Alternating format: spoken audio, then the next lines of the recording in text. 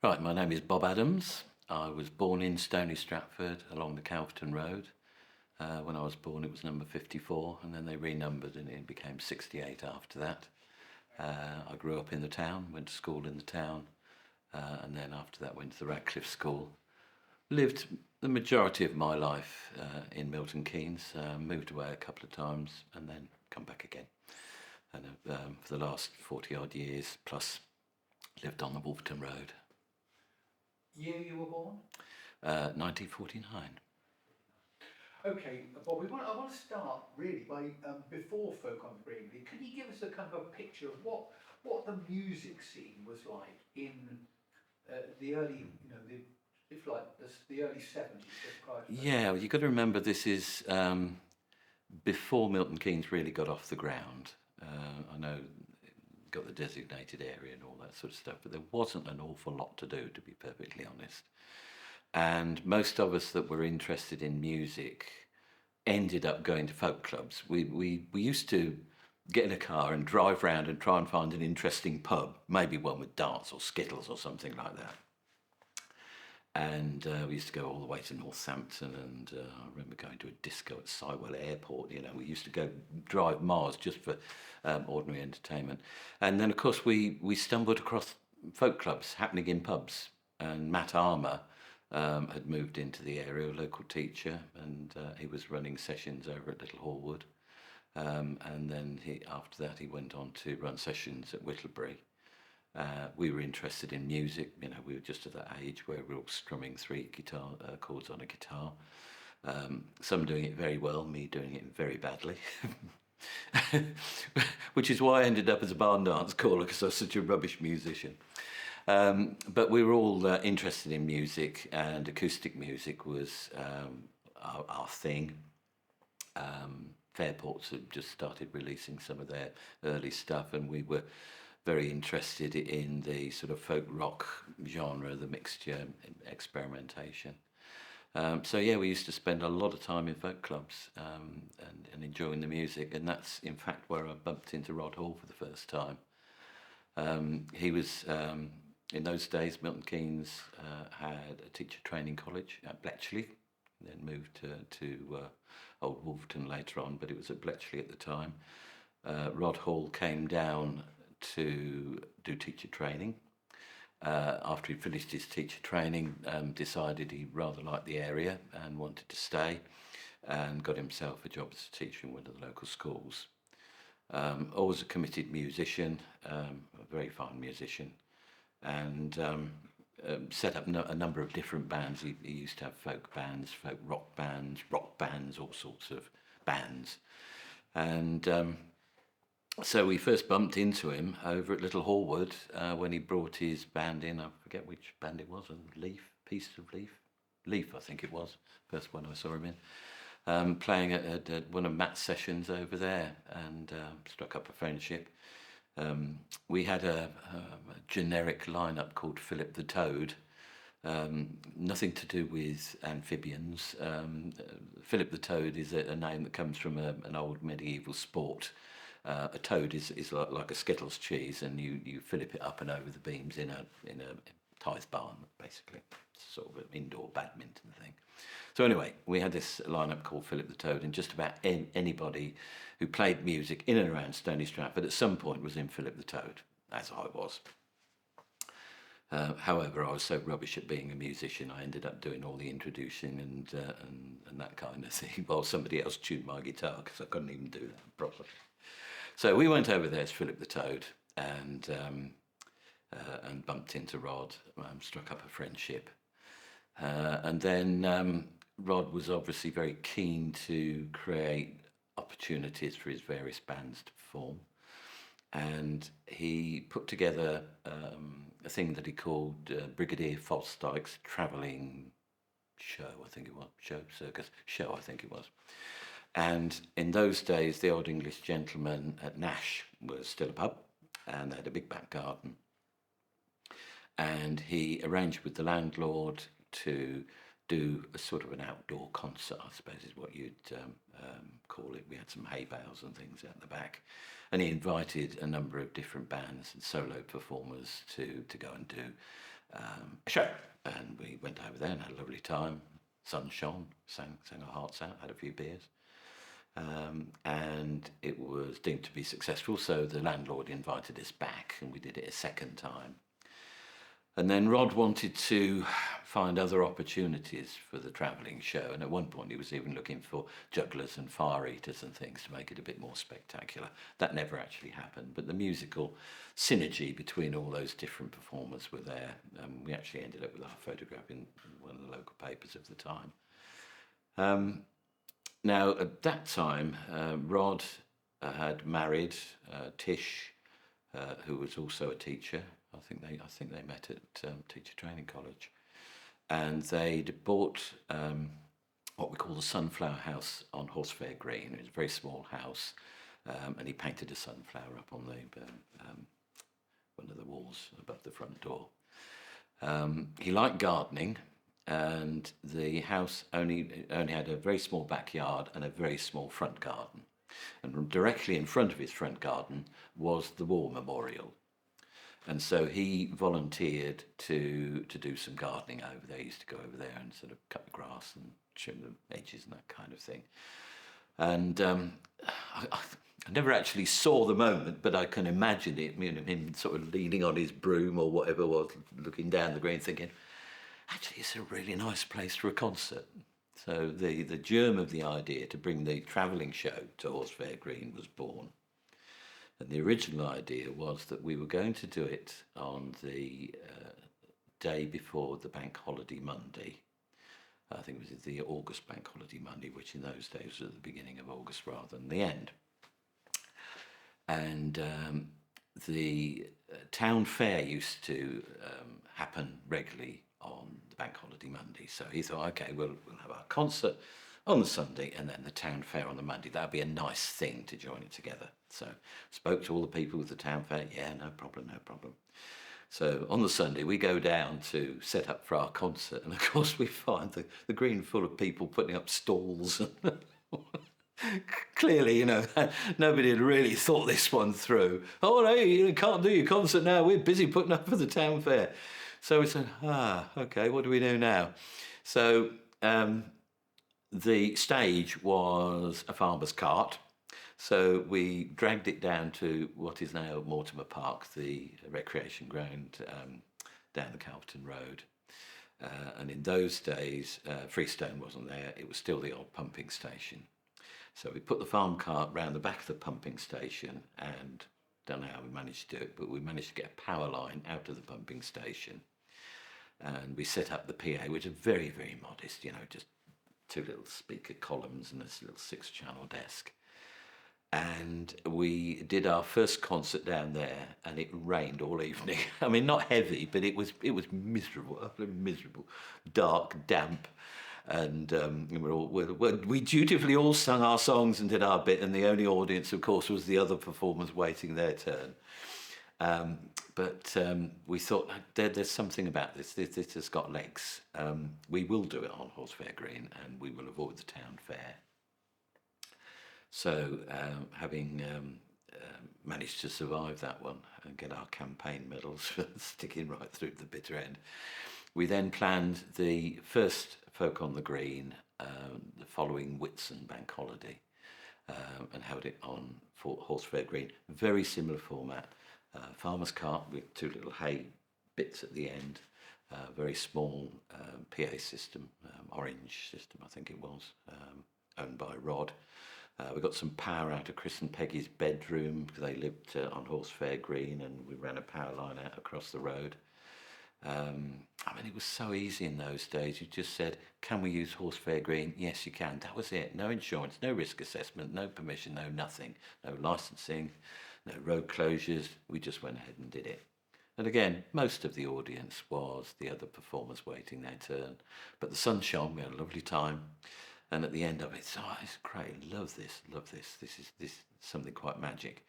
And doing stuff on Horsefair Green is magic. If you talk about Folk on the Green as an event, yes, there's the music. That's a very important part of it. And these days, also the stalls and all that has become a very important part. But the other big slice of it, at least 50%, is the venue. Because people say, oh, you've outgrown your venue, far too many people, too crowded, move it down to the Millfield. No, because if you moved it to the Millfield, it wouldn't be Folk on the Green, it'd be Folk on the Millfield. Totally different event, totally different atmosphere. So the magic of doing it on Horsefair Green, really important. And so foolishly, we decided we'd do a second one the same year, and we did one on the August bank holiday as well. And word got out on the street, and we had a slightly bigger audience for that one. And we thought, oh, all right, okay, we're onto something here. Maybe once a year is enough. So we did 2 in the first year, and thereafter did 1 a year. And we moved the date around a little bit in the early years, until somebody pointed out that Thornton Convent always used to have brilliant weather for their fete. And so we thought, okay, we'll hold it on Thornton Convent weekend then, which we did. And we went for the Sunday. I can't remember when they had their summer fair, whether it was on the Saturday or the Sunday. But anyway, we went the same weekend as them and enjoyed glorious weather for most years. And years later, I got to know Pat Haig, who became chair of the parent teachers over at Thornton Convent, and she said to me, yeah, Folk on the Green got so popular we decided to swap our weekend. So we actually piggybacked on them and then pushed them out like a cuckoo, pushed them out the bed. And so for many years that was our regular slot, and then we ended up focusing on the second complete weekend in June. That seemed to be the right slot. And other things coalesced around it for a number of years. We had the Stony Stratford Morris Day of Dance, which worked really well on the Saturday. Only trouble was the people running the Day of Dance were also the people doing Folk on the Green, and that got a bit too much, so we decided that was a step too far. But the church would have their annual summer fair just up the road, in the grounds of what's now the Greek Orthodox Church, and their pony and trap ride used to come down and come along Horsefair Green and back again, and it was just a day when the whole town came out and did stuff together. And of course, in those days, all the shops were shut on Sunday, so it was a very different communal sort of atmosphere, and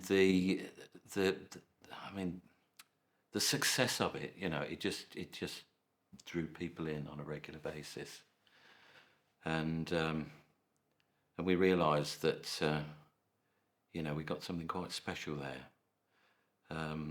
In the early days, we put the stage up outside the War Memorial garden. That was mainly so we could get power out of Chris and Peggy's bedroom, and then we realised that the PA system we were using, quickly realised it was just not good enough. So we started looking for another PA system, and we came across a guy called Ben. What was his second name? Ben Mullet, I think it was. He lived in Wolverton, and he was a sort of you might describe him like these days as a new age hippie, I suppose. And he used to bring this enormous PA, so it was absolutely huge. Huge, great speakers, and he never wanted paying, except we had to put a crate of beer next to him, so he got paid in beer.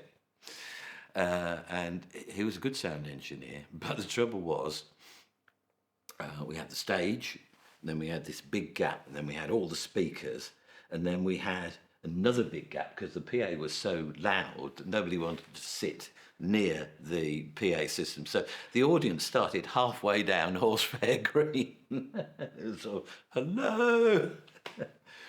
So that went on for a number of years, and apart from the year when we all transferred into the community centre, which I'm sure we'll talk about later, that was the way that we ran it. A stage in front of the War Memorial Garden, big PA system, firing up towards Wolverton, and I am told that the people in Wolverton could sit in their back gardens and listen. And that continued for a number of years. We have been very lucky with the weather over the years because we poached Thornton Convent's weekend. But there have been a few occasions when the heavens have opened. And this particular year, I suppose about 10 years in, something like that, we've got everything set up. Alan Horton was doing the PA in those days. And then it's due to start at 12 noon, as normal. And about 20 to 12, the heavens opened. Oh, it came down in stair rods. You'd never seen rain like it. And when the rain finished round about 12 noon, there were literally puddles all over Horsefair Green. And we heard that Calverton was flooded and all sorts. And we thought, well, that's it. We better pack up and go home. Or the mixing desk, we didn't have a cover over the mixing desk. The mixing desk had all got water in it. And we thought, well, that's it. Put it down to experience. And as we were starting to pack up, the clouds rolled back, the sun came out, and then all of a sudden, the audience started turning up. I mean, they were in Wellington boots, and they were going to sit on the ground, so they put a tarpaulin before they put their rug down, but they were coming. I thought, right, perhaps we are going to have a concert after all, so how are we going to do this? Because all the PA was soaked.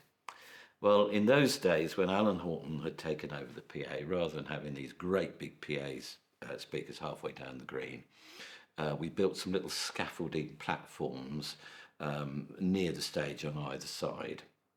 We put the speakers on that, and so the audience could be much closer. And when the rain had finished, the only equipment that was dry were these speakers that were actually under the trees. Everything else was soaked down. And Alan said, well, I think I might have a small mixer in the back of the van. So he went and got a sort of substitute mixer. And we cleared the speakers off this little scaffold platform and put the speakers either side. And the scaffold platform became the stage. And people actually stood there, and the audience was able to come up right close. And at the end of it, people said, do you know what, that was brilliant. We loved that. We loved being able to be up close. We loved the informality of it. And then we suddenly thought, we perhaps haven't got this right. We perhaps need to engineer it so people can sit closer to the stage.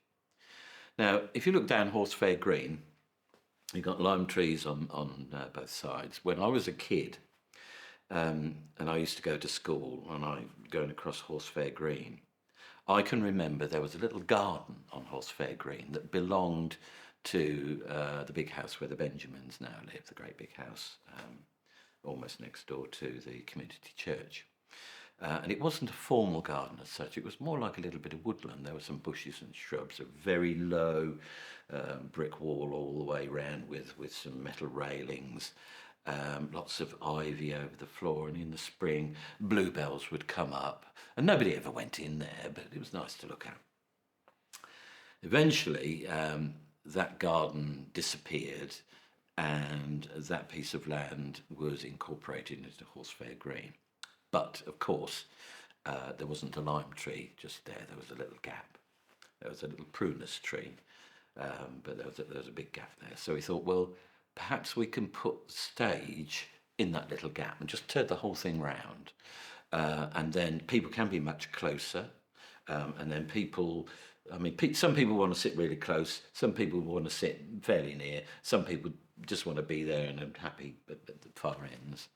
So we turned the whole thing round and put it on the side. And it turned out to be a brilliant success. And that's where we've put the stage ever since. And we swapped from using a farm cart, because that was actually falling to bits. It was rotten. Some Bob Shakeshaft put his foot through it one year. The Development Corporation had a stage which they used to put under the trysail. I mean, you probably remember it in the early days of Milton Keynes. And we borrowed that, and eventually the stage actually passed into the community for people to use, and that's the stage that we've used from then until now, apart from 1 year when Stanbury Campus did the Mysteries and built a wagon for the Mysteries. We borrowed the wagon. We thought that would be rather nice as a sort of a reference back to the early days when we used to use the farmer's cart. And then again, when we had a couple of years of bad weather, particularly towards the end of the event. I remember 1 year, Dave Whetstone standing on stage, solo performer, and the rain was just suddenly coming down. He wasn't actually plugged in, he was stood in front of a microphone. And this was in the days before trip mechanisms and all that kind of thing. And he was standing there playing away, and there were two people holding umbrellas over him. And I thought, as I watched the water run down the stage, we have got to stop. This is dangerous. So the following year, we managed to get a small grant from was it the Rotary Club at Bletchley? Peter Carr, anyway. He managed to find us enough money to go out and buy an 8x4 canopy to put over the stage. So that's been our stage cover ever since. We did have one year when somebody tried to put up a bit of scaffolding, but that looked horrible. So that's how we've ended up with our stage and our cover. And then a few years after that, we managed to get a grant to build a proper set of steps on the side so that people could get up and down more easily. So yeah, that's how we got our infrastructure. I suppose if you were to ask me about the finances for Folk on the Green, it was hairy in the early days because Rod ran it in his own particular way. He didn't want any commercialisation, didn't want any stalls or anything like that, didn't really want to apply for any grants. Only when he realised he'd made a huge loss and got no money he would go round to the Development Corporation and say, just run this brilliant community event, and loads of people turned up, we had a great time. Trouble is, I've lost money on it, I'm short of 400 quid, and they used to get the chequebook out and write him a cheque, and off he went. And we realised that probably wasn't a very sustainable model for Folk on the Green. And in the early days, he used to run it under the badge of Rat Face Productions, which I never thought was an appropriate name for Folk on the Green. I mean, people rat face, didn't like that at all. But we didn't have a committee as such. We just had a pool of musicians and friends that all came together to help him pull it together and make it happen. And it wasn't really until the 13th year, no, not the 13th year, the 13th concert, that would be the 12th year, when Rod decided he was going to move back to Yorkshire. And he came round to my house one day and said, I've decided to move back to Yorkshire. Will you take over the running of Folk on the Green? And I said, yeah, fine. So at that point, Rod went back to Yorkshire in the February of 1986, I think it was, and I took over. And at that point, we started to try and pull together a proper committee and think about being more sustainable in the finance department. In the early days, we would finance it very much just going around with a blanket, asking people to throw money in. But of course, you have some stalls and traders, that brings you in a revenue. But we never very heavily relied on grants or anything like that. Occasionally, we used to get a grant from the town council. One year, the town council decided that rather than give us a grant, they were going to use that money to pay Serco to clean up the high street, because the number of people going up and down the high street and coming out the pubs and dropping all the rubbish left such a mess, and it just happened to be on our day. So they took money away from a community event and gave it to a commercial operator, because the commercial operators down the high street couldn't clear up their own mess. I never did understand that logic, but there you go. So we thought, okay, we just need to paddle our own canoe. We need to be self-sufficient. And the way that we've done it is, I mean, you can't avoid insurance costs and things like that. You have to pay for that. But the way that we've done it is by trying to own as much of our own equipment as possible, so we don't have to hire it in, and just trying to do things simply. And that's stood us well over the years. Storage has always been a bit of a problem, trying to find places to keep things, but having an amount of equipment that you own and can control yourself and can actually rent out to other people to bring in a little bit of revenue has helped us over the years. So in the early days, probably cost us 400 quid plus cost of printing a few posters. These days, the budget's now more like £6,000, but it's not bad for a whole day, I suppose, on Horsefair Green. And as one of the things that you had to add, but I didn't realise it wasn't for a number of years, you had toilets. True. Yeah. Those of us who grew up in Stony Stratford remember that when I was small, there were toilets on Horsefair Green. They were the old-fashioned Victorian half-buried underground toilets, and they were up behind what in those days was the Co-op, which is now the hairdressers and the microwave centre. But those toilets were traditional, smelly Victorian toilets, and they decided they were going to knock them down and replace them with something better. And rather than putting it just there, which I always thought was an ideal location for public loos, they decided to put some public loos down Silver Street. And in the early days, we relied solely on the toilets in Silver Street, and there were huge. Oh God. The summer I got this photo with a huge queue of all these people trying to queue up to, particularly on the women's side. And we realised at that point that we probably needed to start hiring in our own toilets. And initially we used to use a company up Nottingham way, and they used to bring this great big trailer with 14 cubicles all on one trailer, and just to drop it down, and it was brilliant. And then they come and pump it out halfway through the afternoon and then take it back again. But these days we just use local companies with the sort of telephone box, TARDIS type. But there were, I understand there were instances with some of the audience relieving themselves. You had a bit of trouble with it. Oh, yeah. I mean, you put up a huge row of toilets and a big sign that says toilets over here, and some people just can't be bothered. So, yes, we did have a lot of, it was almost like a movable feast, a lot of trouble with antisocial behaviour. People sort of opening their front door to find somebody piddling up against it. You know, it's not the kind of thing you want. So we started bringing in Harris fencing and fencing off certain areas where some people were being a nuisance. The vast majority of people come absolutely lovely, brilliant, wonderful. Some people just too lazy. So we started putting fencing up to exclude people from those areas. And then as you start putting up fencing in one place, they just move a bit further out and start being a nuisance somewhere else. So after a while, we sort of cracked it in as much as people got used to the fact that bits were all fenced off. And they got used to using the toilets that were there. And these days, we find that we can just put pedestrian barriers, and that's enough. You know, we don't have people breaking over the fence. And yeah, it's. I mean, we realise we're effectively holding a concert in what looks like somebody's front garden. I mean, it doesn't actually belong to the residents folk on the green, of Horsefair Green. It is a community space, but we are aware that we're cheek by jowl the people who live there.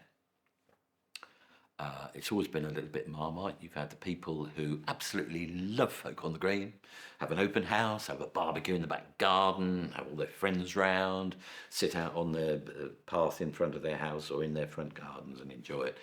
And other people who decide to go and visit Aunt Mary in Edinburgh on that day. And we've always tried to work with people, and you know, where there've been complaints, and we've listened to them when we've tried to address the problem. I mean, I remember one year the sound guys replaced their sub-bass units with something really brand new and a lot better. And we found out after the first concert with these new sub-bass units that the people in the houses opposite, the ornaments on the mantelpieces were bouncing up and down every time the sub-bass kicked. And we said, look, you should have just come out and told us, you know, we can turn these things down. Don't leave it till after the event. You know, we're here to listen, and we don't want to upset people unnecessarily. So yeah, you do and review. After 50 plus years, we're doing and reviewing. We do the concert.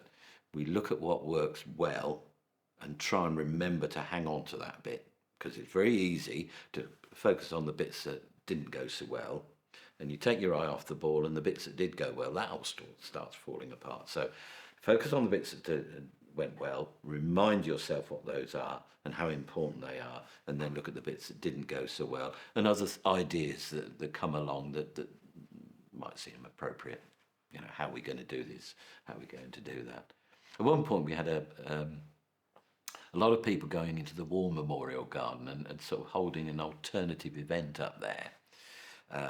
And they were bringing their agenda to our event, and it didn't feel very comfortable. I remember one year we had 20 young youths from Bletchley turn up with, as it was in those days, ghetto blasters on the shoulders and things, and setting up in the War Memorial Garden and playing their own music there, and just leaving loads and loads of litter and beer bottles and cans, and smoking dope and all sorts. And we thought, okay, we don't want to fence off the War Memorial Garden. That would look horrible, really horrible.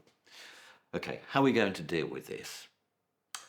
And in those days, the way we used to deal with security, we used to invite Thames Valley Police to do a training session for their special constables. So they would bring along one supervising officer, or maybe two, and then half a dozen trainee specials in uniform, and they would sort of police the whole thing. And we've had a very good relationship with the police over the years, and they've been very supportive. So I can't remember who came up with the idea. It might even have been me, but we came up with the idea of putting a police hospitality tent in the War Memorial Garden. So we had this spare mini marquee. So we put this mini marquee in the War Memorial Garden, and we put some chairs in there, and Thames Valley Police brought one of their pop-up banners that said, you know, we are Thames Valley Police. And then when it was time for the specials to take a 15-20 minute break, they would go and sit in there. And funnily enough, the young people didn't feel quite so comfortable about that. And the problem started to subside. We thought, oh, okay, we're onto something here. What else can we put in there that might discourage young people? Oh, I know. Children's face painting will do that. So we put the children's face painting in there, and a little coffee outlet. And then within about 3 years, the problem had disappeared. It just gone. And since then, thank goodness, it's sort of stayed a little haven for families with younger children to go in there, and we do sometimes there's a bit of storytelling in there, and they have their face painting. And we don't even need to put the police hospitality tent up anymore. It's sort of sold itself. So it's thinking about the issues, and rather than trying to do a head-to-head on it. I do remember one year we had some very inexperienced police officers come down on the green, and we had some well-known young people from the local youth club, and they decided they were going to play football in the middle of our event. Not very appropriate. And my wife Sue, who has helped out for many years doing all the road closure stewards and all that kind of thing, she was a youth leader at the time, and there was a couple of other youth leaders on the green at the same time, a guy called Ray Dwyer, and they saw these 2 or 3 young people who they knew. Police come in and start trying to deal with it, and you can see these young people squaring up to the police, you know, nose to nose. And this was after Brian Faulkner, because Brian Faulkner, local Bobby, he was brilliant. He used to arrest people by appointment, and they'd only got to stand at one end of the green and go like that, and the miscreants would go, yes, Brian, no, Brian, sorry, Brian.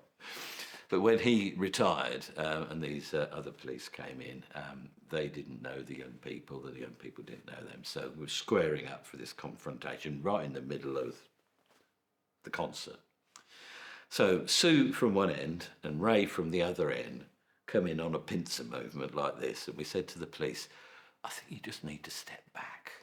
So Sue and Ray, between them, shooed these young people out, got hold of the ringleader and said, look, come on, this is not appropriate for folk on the green. Get your mates off, will you? And bless them, he did. They disappeared. So you know, it's being creative sometimes in the way you handle situations. The whole thing diffused, the whole thing went away. Contrast a number of years later, where we had our only other significant incident. And, you know, when you've been doing things for 50 years, only to have a couple of incidents, not a bad track record. Two families who'd got a long-running feud turned up to Folk on the Green and suddenly found themselves facing each other at Folk on the Green. They start mouthing off at one another. One of the women's got a baby, and she's scuffling with this other woman holding the baby. I mean, it's a really unpleasant situation. And the police rather overreacted. Rather than stepping in and talking the situation down, as I say, some of the police that we've had been inexperienced. They tried to separate the people fighting. And in the nature of these things, the two people fighting turned on the police. The other police guy standing by gets on the radio, sort of 999, and the next thing, from all directions, I mean, they must have been just sitting there around the corner with nothing to do. There's all these squad cars, and all of a sudden we've got flashing blue lights, and we've got 20, 30 police running all over the place. And the miscreants are running up the green and hiding behind the toilets, and it was chaos.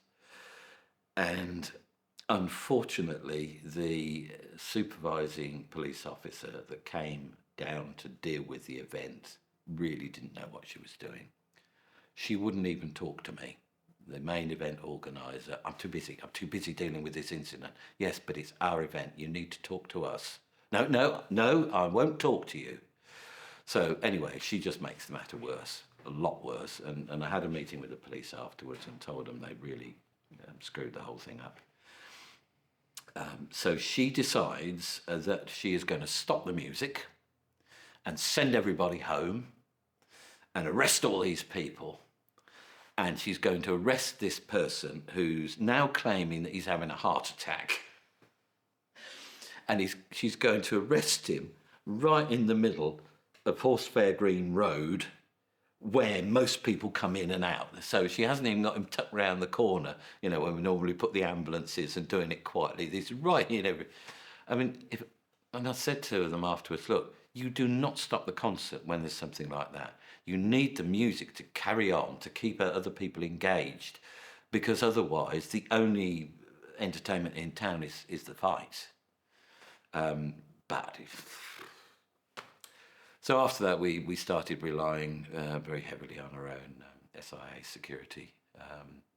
And we found that if you have 2 or 3 people who are really good, you don't need massive quantities and of bodies. If they go round and they sort of make their presence felt beforehand, maybe talk to the groups who might kick off later on and get to know them, that then the problem never occurs in the first place. So that's another expense.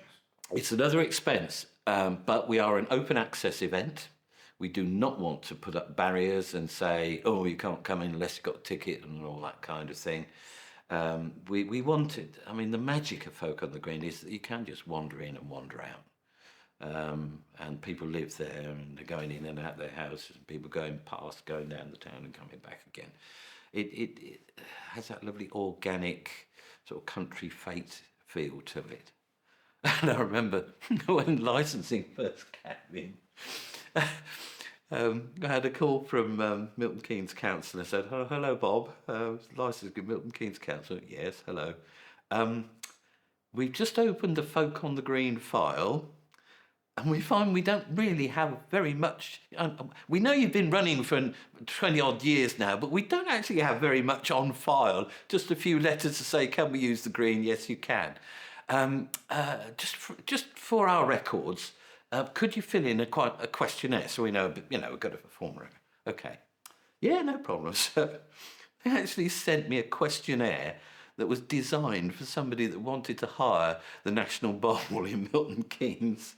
You know, where are you going to put your hospital for all the people having drug overdoses? All those kind of questions. And how many thousands of toilets you can put in? And I just went through, not applicable, not applicable, not applicable, no, not applicable, not applicable. Because the reality is we've got much more in common with a village fete with a bit of music than we have with a major concert, you know, with big fence all the way round and people trying to rush the stage, and you know, it doesn't happen. It's not that sort of event. But you originally got into this as an aspiring musician. Yeah. Yes, yeah. Why? I mean, you're describing the thing got more and more popular. There was more involved in actually thinking about, you know, the practical things like toilets, the danger, the security. I mean, for you, what kept you going? It sounds as though it's an enjoyable thing organising folk on the green. One of the things that I've sort of enjoyed over the years, because it is hard work putting the event together. No two ways about it. You start loading the day before, and then you start build at 7 o'clock in the morning, and if things go badly, you might not be finished till 10:30 at night. So it is a hard work. However, during the event, I'm the kind of person, I'm like a shark. I've got to keep swimming, I've got to do stuff. If I sit down, I go off the boil, might even fall asleep, and then don't want to do the clear up at the end. So I like to keep doing things. So I've often wandered round with a litter pick stick and a bag, just, you know, keeping things ticking over. And nobody ever expects the guy doing the litter picking to be the chair of the organising committee. So they're having conversations on Horsefair Green about what a great event it is and what a lovely time they're having. And to be able to stand next to people and hear them talking about how much they enjoy the event and how they really look forward to it. It's really, something really special. And they invite their friends to come along and share their blanket and their picnic and their booze and what have you. That is reward enough for me. I've always been an event organiser. Our back garden when I was a kid along the Calton Road was the garden where everybody turned up. Got quite a big lawn out the back, but it wasn't a posh lawn, it was more like a proper field grass, even though it was cut short, so it would take a lot of punishment. And we used to do all sorts of things in the back garden. We used to build fun fairs and fetes and coconut shies and plays and build battleships, all sorts of stuff. So I'd been very active in running what we used to call the Den Club. We used to have a den in our garden and a den next door in the Chipperfields. And then later on, we all went down to the youth club at what was the Baptist Church in those days. It's now the Stony Stratford Community Church. And you'll laugh at this. The youth leader used to come down and unlock the building on a Friday night. Friday night was YPF night, really important. The place to be. Put all your finest clothes, had a bath, Lynx aftershave, all that kind of stuff. And you go down there, and the youth leader would turn up, and she'd unlock the building, and she'd be there for about half an hour, and then she'd say, "Okay, I'm going home now. Just drop the keys through my front door on your way home." And we used to run the thing ourselves, and we did it responsibly. You know, we never trashed the place. We behaved ourselves. We did things properly, and it was a good life lesson. But we also used to run lots of activities, sponsored bike rides, table tennis competitions, visits to other youth clubs, all that sort of stuff. Christmas talent show, that kind of thing. And I was always on the organising committee for all those things. Instinctively, I was an event organiser before I realised I was one. So I've always been an event organiser. So when Folk on the Green kicked off, it was just natural and normal for me to get involved in that. And I suppose, having done that for a number of years, that's why many years later the Development Corporation came knocking on my door to headhunt me to run events in local parks. And I did 3 years worth of running events for them in local parks, and then went on to be the Parks marketing officer for the London Borough of Ealing and all that sort of stuff. So, yeah, event organisation has been very much part of what I am, what I do. I suppose I love it. And I do get the satisfaction from seeing an event run smoothly and people having a great time. Looking back on this, are there particular moments, particular performances perhaps, that over these 50 years kind of stick in your mind? Yeah. Performances. One year, the Stone Stratford Community Church were hosting a visit from, I can't remember whether they were South Africans or Zimbabweans. Anyway, they were hosting an exchange from Africa, and they brought their own singers and dancers, and we invited them to perform on the stage. Magic moment, magic moment. I mean, people talk about folk on the green, they think it's folk music. No, it never was just folk music. Yes, we've always had folk music, but right from the outset, it's been folk as in people on the green, rather than folk music on the green. Rod Hall, as I said, was in a folk band, folk rock band, and a rock band. And his bands always played at Folk on the Green, right from the outset. So we've always had this very eclectic mix of musics. We've had brass bands, we've had a chamber orchestra, we've had guitar consorts. One year, Alan Horton, after he'd finished doing the PA and we'd handed over to somebody else, decided he wanted to do a kind of an American songbook thing, and they all turned up in tuxedos, and all the choir women had long frocks, and it was brilliant. I mean, all sorts of really special, magical stuff.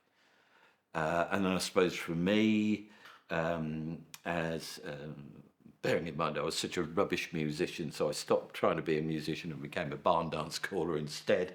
And for many years worked with Cock and Bull Band. And for many years we used to finish Folk on the Green with some barn dances. And the idea was you want people to go home at the end. They've had a great day, but some of them are sort of rooted to the spot and they just want to stay there forever. And we're conscious that if we disappear, the noise could continue, people could get more drunk and start annoying the neighbours. So how do you start dispersing the crowd? Well, the first thing to do is say, well, all you people standing in front of the stage, you've got to stand up now because we're going to do some dancing here. And that sort of started the big churn at the end. And we used to do regular dancing, sometimes with Cock and Bull, sometimes Sunday suits and muddy boots. So again, for me personally, as a performer, those moments at the end where the band's absolutely playing a storm and everybody's having a great time on the grass, that's really special moments. We had regular Morris dance slots for many years. When Stony Stratford Morris and Old Mother Red Caps first started, they used to do a spot in the middle of the afternoon, which was really great because if you had a band that needed extra time to set up drum kits, keyboards, blah, blah, blah, sound check, whatever, they could do that while the Morris dancing was going on. And then when we had Festival 350, which was our Civil War celebration, we threw out a challenge to local groups to put together their own Morris sides, and they could do it in whatever the way they wanted. They could either ham it up and be really stupid, or they could try and do it seriously. We would send round musicians and support them, and you know what? We couldn't believe it. We had 12 Morris sides put together for Festival 350, and we had a really great display where they all came and do their stuff, and a couple of the sides carried on for a few years afterwards as well. So in Festival 350 year, we actually had quite I think it was 4 or 5 Morris teams performing in the road. And brass bands was a regular thing. You mentioned Lizzie Bancroft early on. She used to bring the Broseley Brass and various other people, and they used to play actually on the grass in front of the stage every year for a number of years. So we've always had a very eclectic selection of music. And also, the other thing you have to remember, you can't book what doesn't exist. Oh, you haven't had very much of this kind of music. You haven't had very much of that. You didn't have any solo performers. Well, if they're not around, if they're not performing, if they're not available, you can't book them. So, Folk on the Green has always been a showcase for some of the best local talent, and we've been very privileged in that over the years. People say to us, "I've made it to Folk on the Green. You know, I've arrived." And we think, yeah, but you're not getting paid. All the performers come and do it for nothing. I mean, sometimes we cough up a few expenses. People have travelled a distance, but nobody gets paid. They all do it for love. And the musical lineups over the years have been really impressive. So in terms of performers, yeah, we've got lots of really great memories of some fabulous spellbinding performances, some funny performances, and some really different performances over the years. If it's other sort of stuff, well, I've already mentioned when we had the police raid, which was a utter disaster at the end of what was a really nice afternoon. Fortunately, it was right at the very end. But I suppose the other classic is, I think it's about 4 years in, something like that. The heavens opened, and it had been raining all day, and it was clear that we were never even going to get on the green and start. And so Rod, in his wisdom, got permission to use the community centre, which is now the Greek Orthodox Church. And you couldn't really pick a more terrible venue if you think about it. Acoustically, it's horrendous inside there.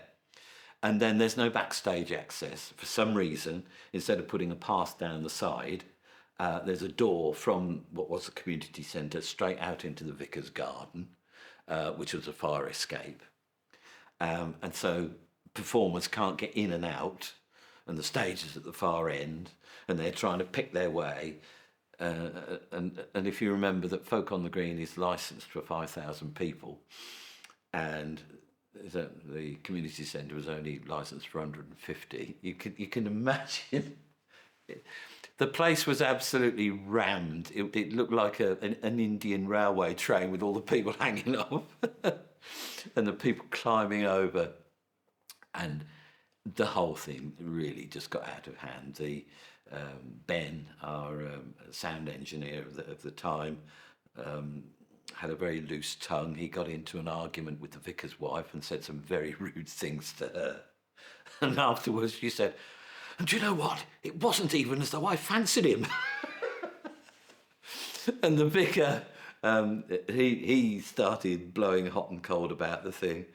And I think it was Richard Cowan. This was in the days before parkour became popular, with people climbing on walls and going over roofs. And he decided that he wanted to climb on the roof of the community centre, which he did. So, yeah, after that one, we decided that we wouldn't, if it rained like that ever again, that we would just cancel. We would try and transfer to the community centre. But that was an interesting experience. A couple of things. Why? Because you don't have the dance now at the end. Why not? Why didn't you have the barn dance at the end? I've done most of the jobs at Folk on the Green over the years, including the programming. And if an event is going to carry on, you need to swap things around. You need to bring in new blood. And so whoever is what you might call the artistic director makes the decisions on what happens and how it happens. When I was artistic director, yes, I did the barn dance bit at the end, and Stony Morris and On With the Red Caps were still very active, and we had dance slots. Stony Morris disbanded after a number of years. On With the Red Caps carried on, but new artistic directors come in. We've always given our artistic directors a free hand. We've never tried to pressurise them. Nobody ever tried to pressurise me. Nobody ever tried to pressurise Rod on what to book.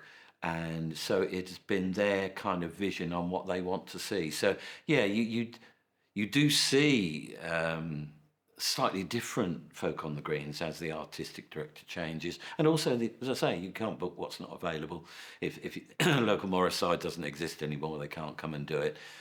If they don't want to come and dance anymore, then you can't do it. If the artistic director decides he wants to put another band in rather than have the dance on, that's fine. You know, we've had this very permissive attitude towards the artistic directors and allowing them to do their own thing. And that's been quite healthy, I think, over the years. We have had a couple of occasions where we booked bands that we absolutely love, but just weren't right for Folk on the Green. T-Bone Boogie Band, love them to bits, absolutely fabulous band, but just brought a completely different atmosphere, and it just didn't seem right. There was another young band called 6.5, brilliant band, very loud, very rocky, very in your face. Again, we decided it just wasn't Folk on the Green. You know, we love them, like to see them, but yeah. So what's right for Folk on the Green has to feel right for the artistic director, and it has to create the right kind of atmosphere with the crowd. We can't control the crowd has to control themselves. We have to set an atmosphere where they want to sit down and chill out and enjoy themselves. Yeah, occasionally they want to get up and bop around to something or other. That's fine.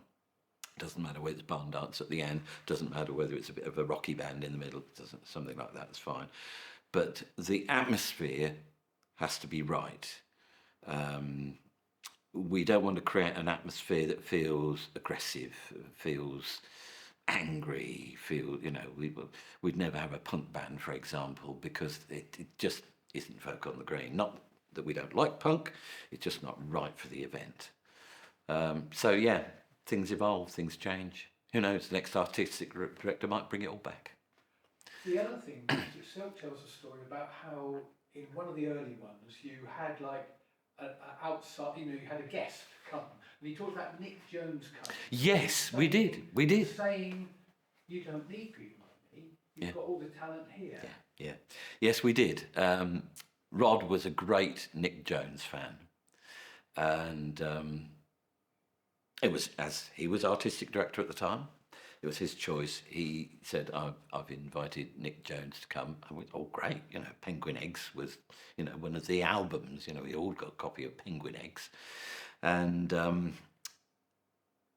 yeah, we were delighted. And we have had other guests, not so well known as Nick Jones, but we have had other guests from outside over the years. We had a band from Manchester once. That somebody had contact with. They were really great. But you're absolutely right. There is so much local talent, and they're falling over themselves to come and perform at Folk on the Green. We always have to turn people away every year. I mean, we try and put them on a waiting list for the next year.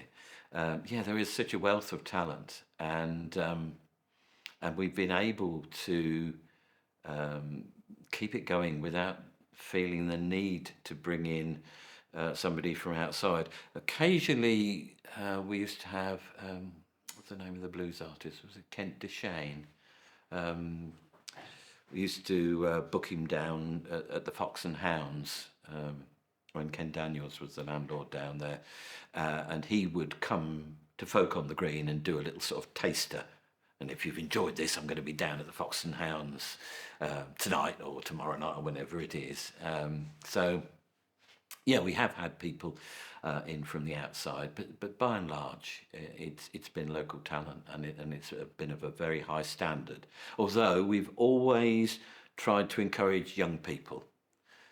Okay, they're starting out on their musical career. When I started strumming 3 chords on a guitar, I was absolute rubbish, and it took me a while to realise I was absolute rubbish. When people like Dave Whetstone and Bob Shakeshaw started playing properly, and I was still strumming 3 chords on a guitar very badly, out of rhythm and out of tune, I realised that was not my strength. But you've got to give young people a chance. You've got to give them their moment. So, yes, we've had young embryonic bands on who might not have the same quality of musical performance as some of the others, but they're at the beginning, and they need their chance. And we've always encouraged that. Can you tell me about Folk not on the Green? Yeah. Yes, COVID comes along, and all of a sudden we're into lockdown, and public events are not permitted. And we agonised on what we were going to do. And in the end, after a lot of umming and ahhing as to whether we should just do nothing, we decided that no, we thought we ought to do something. And so we decided to run a live Facebook event at the time that we would normally all be gathered on the green. So it started at 12 noon, and then we live streamed, I think it was every 15 minutes, something, an interview with somebody, a musical performance, somebody reminiscing, a photograph, and then in the subsequent 15 minutes or so before the next bit came on stream, people would respond to that online. So we had this virtual Folk on the Green where we were all together but separate. You know, we were all in our own front rooms. And I opened the thing with the sort of the chairman's introduction at 12 noon. I remember I hadn't had a haircut for ages. I got this great big Busby haircut and a great big beard. But you know what? It brought out a load of memories from people, and it was a really nice event. And we thought at the end of it, it really was worthwhile doing. And also, a strange coincidence, we didn't know it at the time, a local photographer came round when we were running this live on Facebook to do folk not on the green. He came to the green and took a load of photographs of the green without folk on the green taking place. Here's the bit where the stage is. Normally have stalls here. Here's the Volks Bar where there's normally a lunchtime session and people go after folk on the green, all that kind of stuff. And you couldn't make this stuff up, it was just absolutely wonderful. There was a couple sitting there on the green, just by themselves, a picnic blanket, food, drink. And it turned out that they had met at Folk on the Green 19 years earlier and had eventually got married. And so their wedding anniversary was to come to Folk on the Green. And Folk on the Green wasn't running, except it was on Facebook, but they came down to the Green for their wedding anniversary, the same as normal, and put out a picnic blanket and food and drink. And actually one of their friends came to bring them an anniversary present, and the photographer just happened to be there to capture it. So we never knew about that. I mean, two people in the middle of this enormous crowd met, fell in love, got married, had their wedding anniversary every year, Folk on the Green. And it was only when the rest of us weren't there that we realised. I mean, so yeah, we've changed lives. The other thing is we've heard stories from people about people, if you like, accidentally coming across Folk on the Green, being so taken with it that they then wanted to buy a house instead. Yeah. Absolutely. People who, again, very often popped up on social media. You know, I've been to Stony Stratford, I came to Folk on the Green, I went down to the Volks Bar, I went to the Fox and Hounds. It's a brilliant place. I want to come and live here, you know. Advice, please. So people have stumbled across it. And of course it works the other way around as well, where people who have lived in the town and perhaps been involved, well, take my daughter for example, been involved in helping to run Folk on the Green for a number of years and then ended up moving away. They realise that if they come back to Stony Stratford on Folk on the Green Day, they can meet all of their friends all in one place. And I remember when, I think it was Jess came back with, I forget whether it was first grandchild or second grandchild, it took her nearly 2 hours to do one tour of Horsefair Green because she kept bumping into all these people that she knew who wanted to see the new offspring and have a chat. I mean, yeah, people do that. They come back at Folk on the Green to meet all their friends and to enjoy a very special day for them. And we've been so successful over the years in attracting such a diverse audience. I remember one year because there are wooden benches on Horsefair Green. One year, seeing one of these wooden benches, and on one end was an elderly lady sitting there on her own, listening to the music, and then on the other end was, oh, I forget whether it was a punk or a biker, but somebody who you would never expect to turn up to the same event as a lovely old lady with grey hair. And they were both sitting there listening to the concert and enjoying it. And then you look round the railings, which people use as, to lean against, and you see such a diverse audience, young families, older people, people with the latest fashion, people who, what you might call stuck in the mud, or very conventional. They're all there. They're all having a lovely time. They're all talking to one another, and they're all really enjoying it. And the smiles on the face. And it's, I suppose you'd call it community development. You bring the development, you bring the community together, and they enjoy themselves all at the same time. We've never publicised the running order for Folk on the Green. Never. You turn up on the day and trust us to put on some music that you're going to like. And so in that respect, if you're in the event industry, you talk about sausage and sizzle. Sausage is, I'm a big Rod Stewart fan or Ed Sheeran fan. They're on, I want to go and see them and buy a ticket. That's sausage. Sizzle is, it's a brilliant event. Notting Hill Carnival, I suppose, is a good example. It's fantastic atmosphere. Yeah, go along. It's great. Just soak it all up. And Folk on the Green has been very much sizzle rather than sausage. Yeah, we've had some really great musical performers, but it's the atmosphere that people go for. They just love it. They just soak it all up. They like to buy some food, buy a beer at the bar, go to the stalls and do a bit of shopping, and just meet and chat and buy an ice cream, and it's magic. It's alchemy. You put all the ingredients in the pot and you light the fire and you stir it, and if you're lucky you get a few gold bars come out. And when the sun shines and the music's flowing on a nice day, yeah, you get your gold bars. It's lovely. It's lovely. And I feel that it started off as this kind of very small event. You got to a point when Milton Keynes was probably still young and there wasn't much alternative, when in a way it became a citywide event. And I get the impression now that because there is so many alternatives, that essentially it is now really back as a Stony Stratford. Yes, that's partly deliberate. A lot of festivals have a fringe around them. And we were very flattered when Stony Live came along and said, you know, we want to be your festival fringe. Yeah, fine. Sometimes they ran in front of us and we were kind of like part of their finale. Sometimes we're at the beginning, and then we could talk about the events that were coming during the week and why don't you go and see this. But Stony Live, being events taking place in all the different pubs and musical venues in and around the town, all being publicised. They want to bring people in from outside. So a lot of publicity going on. We realise we're only licensed for 5,000 people.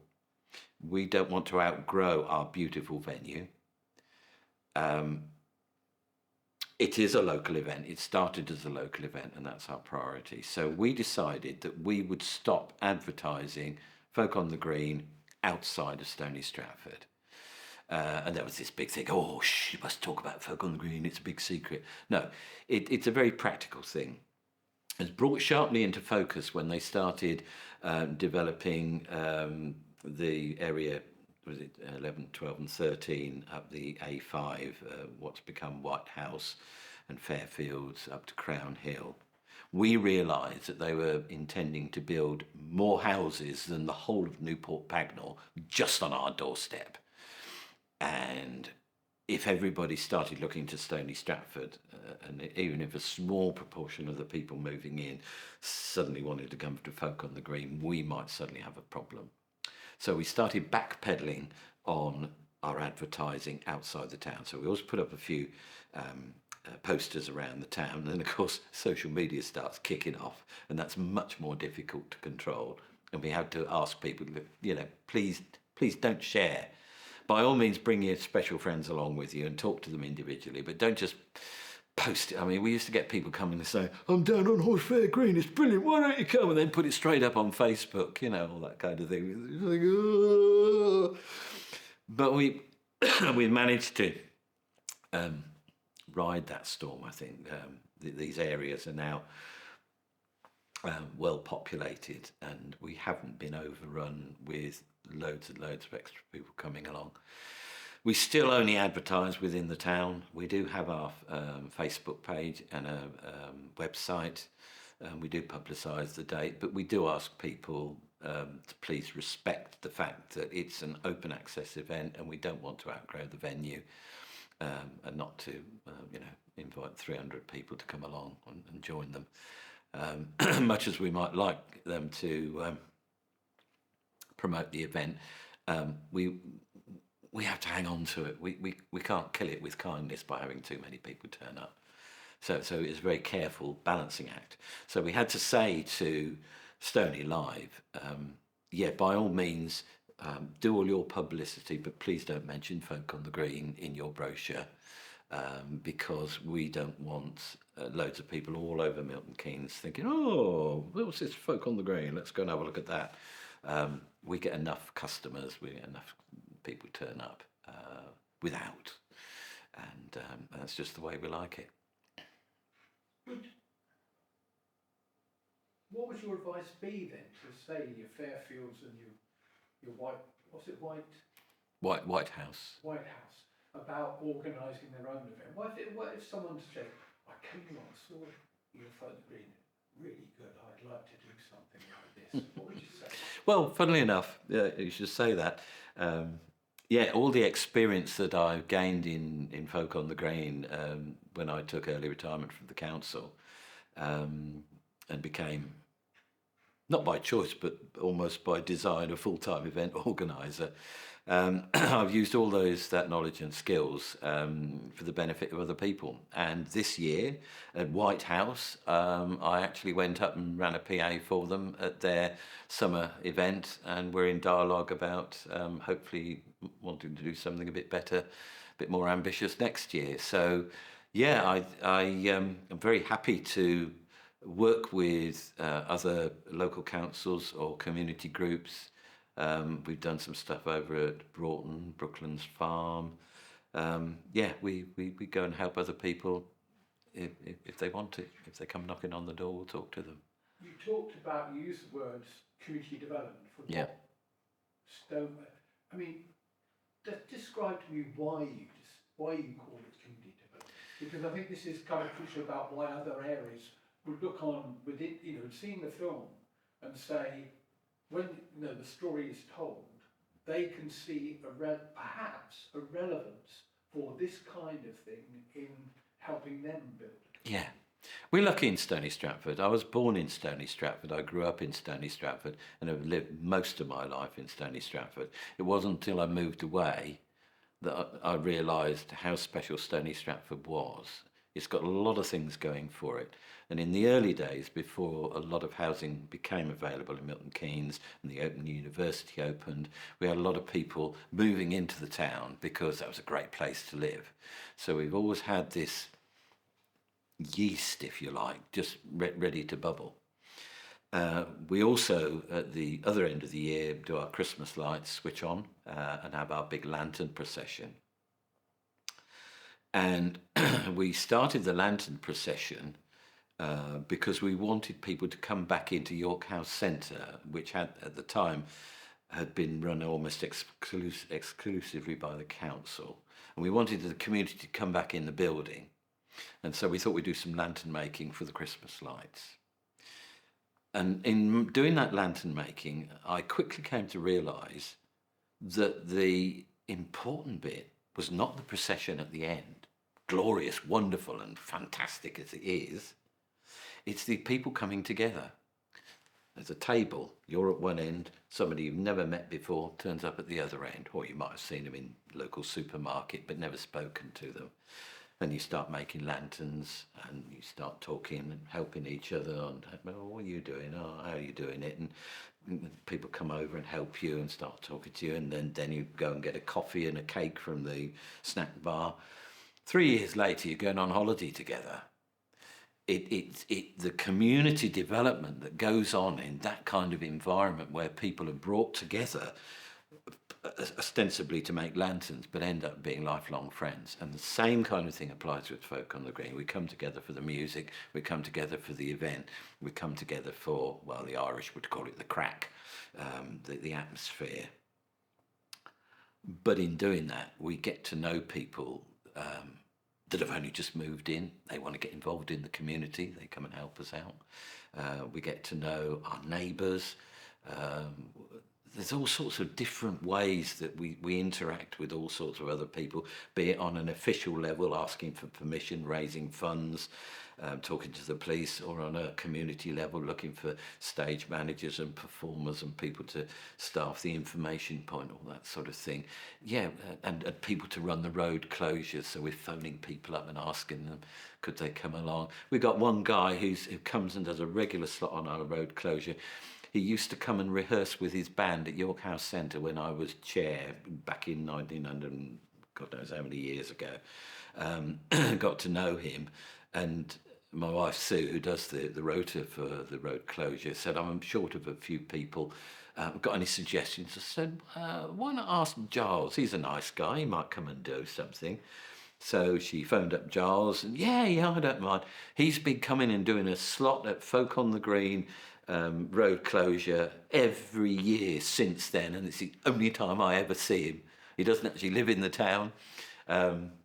It's just brilliant. You know, you make those connections, and Folk on the Green just brings everybody back together, and it's just like one big family, really. Okay, I just want to look at some of the topic headings you've got in here, Yeah. whether there are stories about it. I mean, without getting too technical, power supply, going from the very early days to there's upgrade. I don't understand all this. Could you just, because this is where life has got more complicated. It has, yeah. It's really practical stuff. A stage to stand on, a canopy to shelter you, and electrics to run your PA. Really fundamental things. In the early days, we used to run this power cable across Horsefair Green, and the traffic still used to flow from Chris and Peggy's bedroom window. And then after that, we used to get a power line from One-Eyed Jim. He used to have this big sign on his house. He used to love the event. He used to put One-Eyed Jim up on his house. And we say, why One-Eyed Jim? We said, well, there's only one eye in Jim. Okay. Yeah, he used to supply power. But of course, risk assessments and all that kind of thing. If, heaven forbid, there was something wrong with the power, where does the responsibility lie?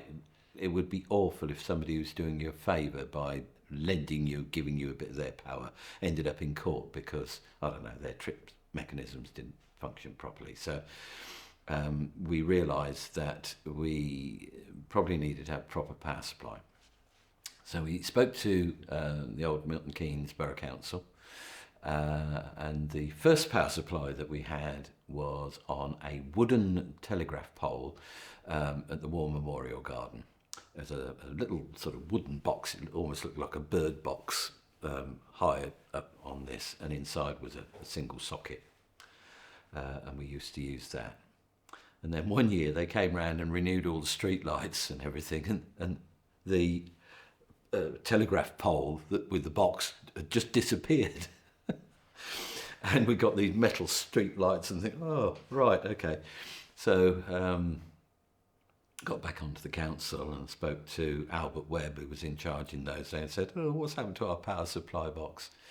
And we had a long conversation, and in the end, he arranged for the Borough Council to build the little brick pillar in the corner of the War Memorial. And we had two 13-amp sockets in there and a meter to measure the electricity. But in the nature of these things, we started needing more power. The bar needed some power. Some of the traders needed power. We needed to have the whole thing upgraded. So the brick pillar still exists and it still has the meter in, but on the other side, we've now got a proper consumer supply unit. We've got a 32 amp power feed in there. We've got we've got 63 amp power feed, single phase. We've got a 32 amp power feed, single phase, and then 6 independent 16 amp feeds, all with a proper fuse board and trips and everything.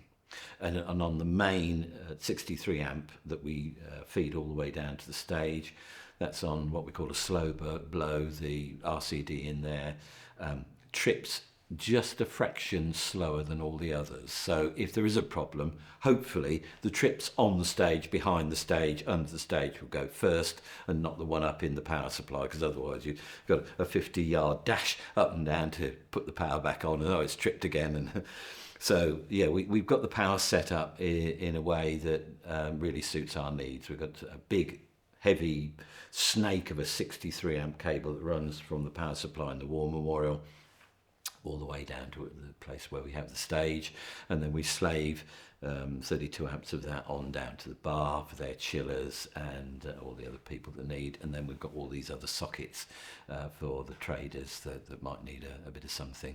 We don't want generators running, we want to try and avoid that, and most traders these days need a little bit of electricity, even if it's only to run their sum up machine and have a strip light over where they're serving. So yeah, we got properly set up, and bless them, PJG electrical people who used to have their office down in the old fire station in Silver Street, they came and put the consumer supply unit in free of charge and put all the sockets in. I mean, so much support. There is a bill to be paid for the electricity. Folk on the Green covers that bill. It used to be very modest until they started racking up the standing charges. So I think the electricity for the day cost us about less than £10, and then the electricity bills for the rest of the year are probably about 400 quid. It's crazy, but there you go. But it has benefits for other communities. When it's remembrance service, and we have a PA there for the remembrance service. When it's Easter and the community church come out onto Horsefair Green for their Easter service, we run a power line down. So Folk on the Green bankrolls all of that. We need it for our event, and we're very happy to cover the cost. I mean, the cost for these other events is minimal, nothing really. It works really well, and we know that it's all properly installed and tripped and inspected and all that. The other thing I'll talk about a bit is your memories of prior to the event, getting all the equipment together for the day. I mean, Derek talks about this as well. So if you've got any memories about going in, where do you store the stuff? Storage is always a huge problem, particularly in Milton Keynes. Trouble is with old buildings in Milton Keynes, we either lock them up and don't let people in them, like the buildings in the railway works, or we knock them down and build something brand new. So storage is always a problem for everybody. So we have a small town lockup where lots of bits and pieces go, like road signs and things, shared by all the different community groups and coordinated by the business association. And then we put the other bits and pieces where we can. For many years, Andrew Ray very kindly allowed us to put the Folk on the Green stage in his garage because the garage was too small for his car. He's now said, I'm going to knock it down and build a bigger one, so we've had to find a new location for the stage. That's now Old Stratford somewhere on the farmers. It's tricky, but we are a pop-up event. We arrive 7 o'clock in the morning and the green is empty, and by the time we've finished, we try to be finished by 9 o'clock at night at the very latest, the green is back to how it was, and hopefully even cleaner and tidier than when we found it. So we have to arrive mob-handed with all the bits and pieces we need. And the best way to do that is to have big vehicles, put all the stuff in the vehicles, load that. We normally load on the Friday before and unload on the Monday after, but just turn up on the day with a lorry or several big vans and just unload all the stuff. In more recent years, we've been so lucky with the people that live at Calverton Lodge. They've got a big front garden that's all paved for car parking and things, and they allow us to bring a lot of our stuff and actually put it behind their front gates, right on Horsefair Green. So 7 o'clock in the morning, with gates open, and we can go and grab anything we want. So the towers for the PA there, the rubbish bins are all there, the market stalls for the traders are all there. So we get a lot of support in that respect. In the early days, we used to get sponsorship from Wolverton Motors. They used to give us a 7.5-ton lorry to put everything in. Wolverton Motors long since closed, of course, but then we started hiring 7.5-ton lorries from a firm at Bedford, Crane Hire Company as it was. And I've got this wonderful memory when I was chair of York House. We'd loaded all the stuff into the lorry. So we got the whole of Folk on the Green in a lorry, and I'd got to go down to York House for some reason. And at the back of York House, in those days, there was a big piece of grass, but one bit was an old tennis hard court, and the grass had grown over the top. So if you wanted to park up a big vehicle, as long as you parked it on where the tennis court was, you were fine. So I came round and brought the lorry down the side, parked it on the tennis court, and then went up into the office to do administration. Hour and a half later, the guy turned up to cut the grass. Oh, hello, Bob. Do you think you can move your lorry? I need to cut the grass. Oh, yeah, no, sorry, yeah, I'll move it. Okay, I'll move it. So I came down and without thinking, drove the lorry off the hard standing with the grass over the top and drove it onto another bit of the grass and went back upstairs, carried on with the admin. Hour and a half later, I come back down to go home and find that the lorry has sunk into the mud right down to its axles. And fortunately, Katie van der Steen, lovely lady, she was actually a local serving police officer, was on our committee for a number of years. She had just bought herself a new 4x4 off-roader, and for some reason had got this rigid tow bar. I don't know what she was intending to tow or why she'd got one, but anyway, she said, oh, I'll go and get my tow bar. So she comes around with her tow bar, and the St John's ambulance people, I don't know why they were there, but they were. This was the day before Folk on the Green, on the Saturday. Don't know why the St John's ambulance people were there, but they were. And between Katie towing with her new 4x4 and the St John ambulance people pushing, we managed to get it out of the mud and back up onto the road again. Oh dear. Yeah, there's a photograph of me standing next to the lorry going. And you used to get it from, in the much earlier days, from Stoke Golding. You stored it at Stoke Golding. Right, now, yeah.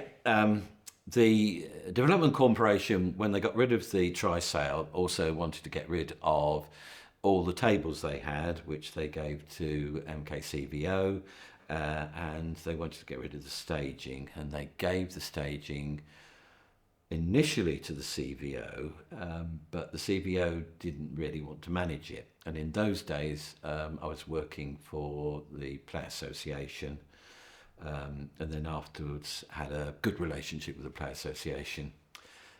So I persuaded the Play Association to take on the management of the staging, and then we transferred it from the CVO's lockup into the Play Association.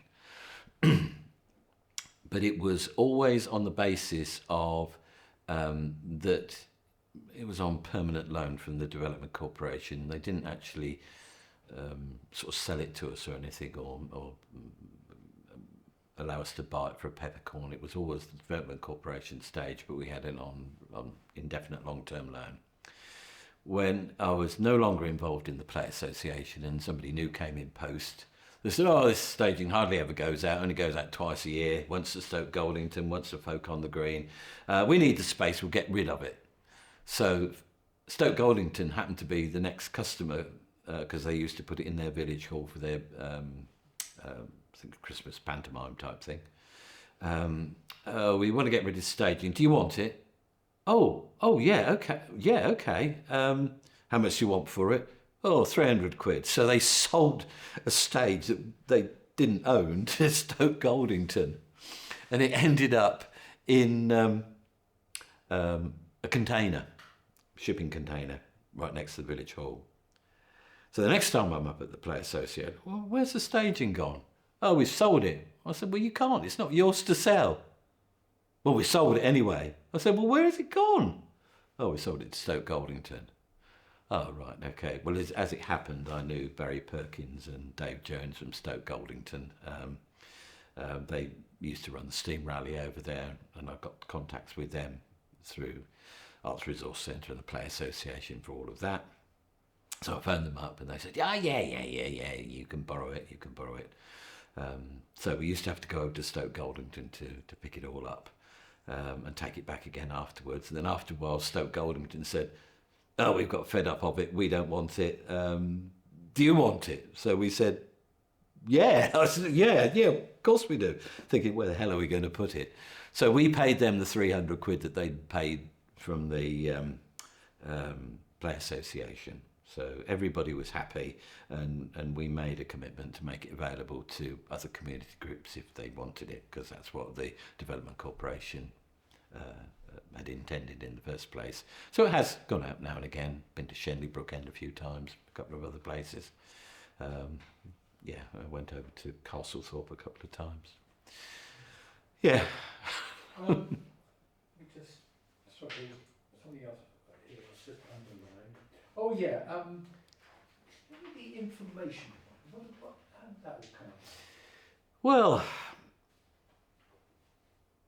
if you're running an event, you need, I suppose these days, if it's a big event, you call it a boneyard, where you put all your equipment, your flight cases, all the bits and pieces, a backstage area where you can put stuff. And at Folk on the Green, we did need an area where we could keep things. Got to remember, in the early days, we were going around collecting money in blankets. We needed somewhere to put the money. We needed somewhere for stewards to come and check in. We needed somewhere for performers to sell their CDs, cassette tapes, then CDs. And so the idea was just to bring all of that together in one place where somebody could keep an eye on things. We had one very unfortunate incident where one trader, Hobgoblin Music, used to bring a lovely music stand to Folk on the Green with melodeons and all sorts of stuff. And at the end of the day, somebody stole his entire day's takings, well over £1,000.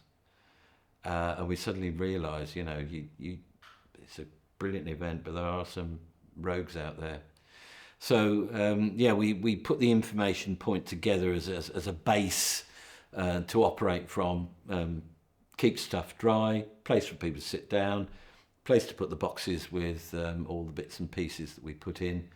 I mean, for example, one of the things that we do, we issue ashtrays.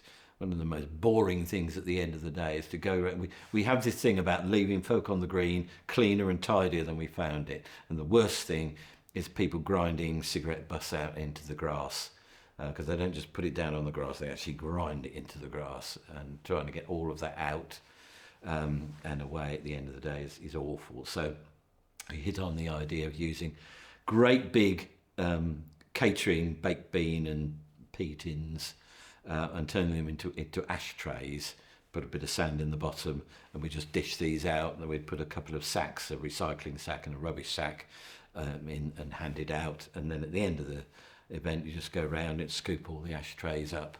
You've got to have somewhere to put the box with the ashtrays. You've got to have somewhere to put the box with the high-vis vests for the road closure people. You've got to have somewhere to put the litter pick sticks.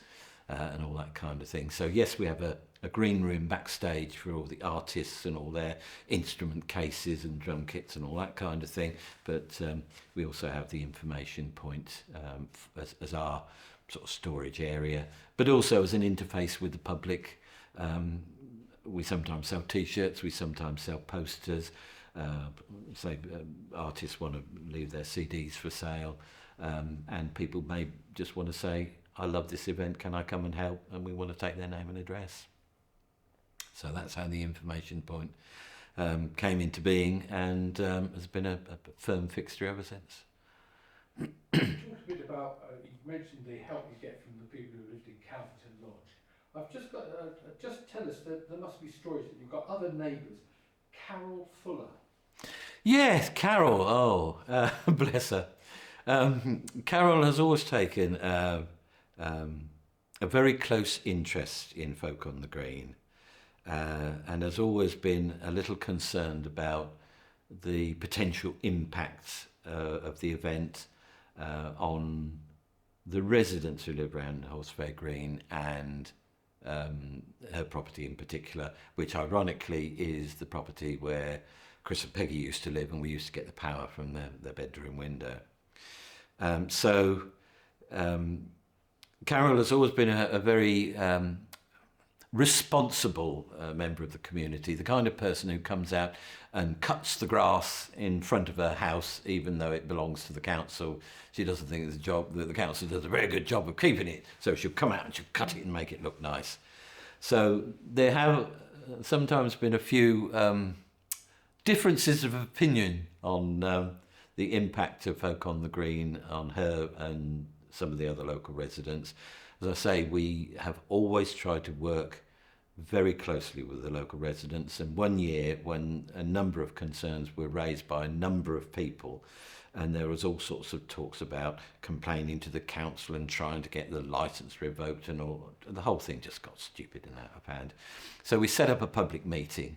I think we held it at the community church hall, and we brought representatives from the town council, Folk on the Green, and any resident who wanted to come along and have their say was very welcome. And we talked through all these issues. Carol was particularly concerned about not getting damage to her property or the grass that she lovingly tended outside her house, to which we had to point out the whole reason why we have grass is because it's very hard wearing and it may get hammered. But a couple of showers of rain and 2 weeks later on, you'll never know. And that's one of the great things about Horsefair Green, that after the event you see the paths where people have walked backwards and forwards. We actually mark out paths so it's easy to get from one end of the green to the other. It's easy to get across the green. We never thought it would work. I said one year where we were trying to pick our way through the crowd, I said, look, can't we just mark out a few paths? Well, how are we going to do that? I said, well, just let's put some hazard tape down, peg it down with ground sheet pegs. Oh no, people won't bother to respect that, they'll just put their blankets. No, they didn't. When they came down, they laid their blankets right into the corner where I put this tape down, and the paths stay open. And so yes, those paths do get a lot of footfall, and when we've gone you can actually see where people have walked, but you know what, 2 weeks later you can't see it at all. So she's been concerned that the environment doesn't get undue abuse because of the event, and particularly the war memorial. That's one of her particular areas. So we've always tried to work very closely and listen to what people like Carol have to say.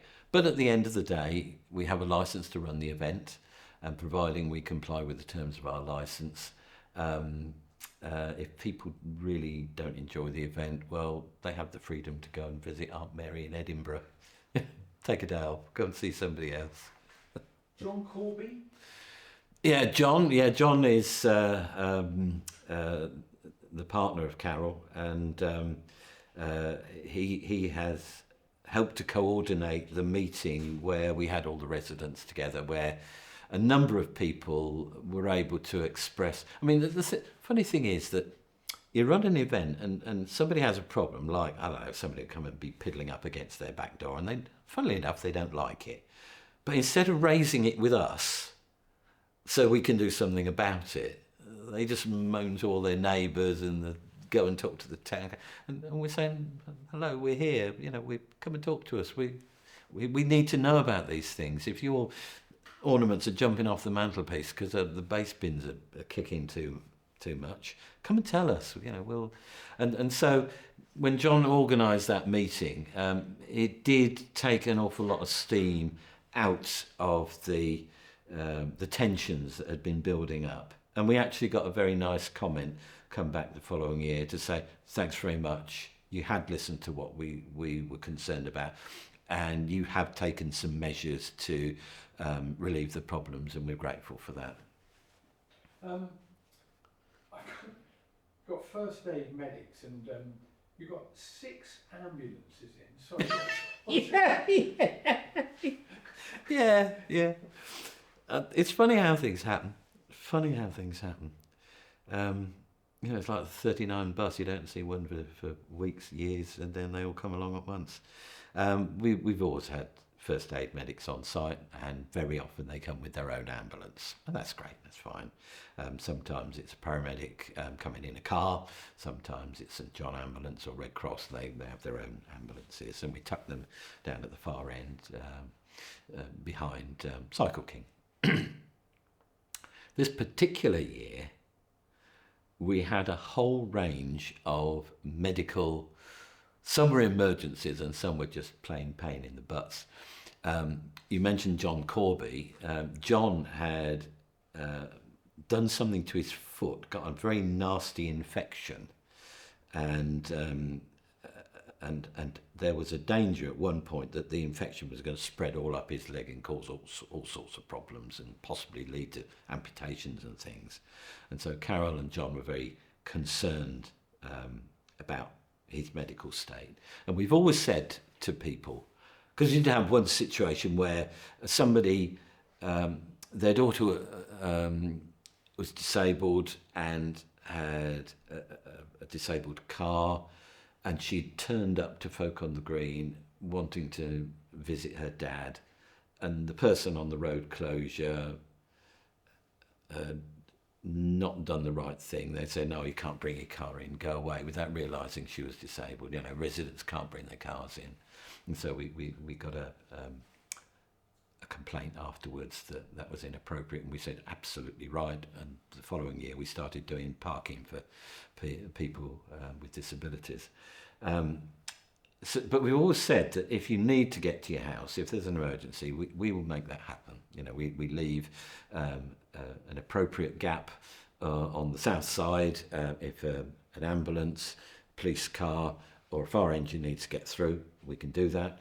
And on the other side, we do have vehicles going up and down with all the performers bringing their instruments in and out. But you can get vehicles in and out. This particular year, John's foot flared up and they wanted to take him to hospital because they were really worried. So that was one of the incidents. That was one of the first incidents. And the last one, because I do get a bit busy during the day, but I kept noticing all these ambulances turning up. This woman who wouldn't go home.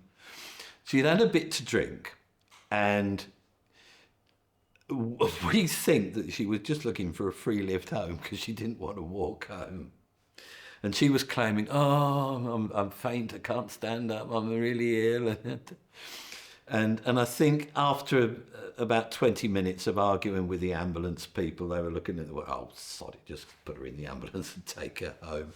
So I think John was the first, and this lady laying on the green well after the concert had finished, while the staging was all gone, was the last one. But in between those two, we had another 4. It is just crazy. Oh, there's another ambulance. All right. Fine, right. Oh, there's another one. Happens.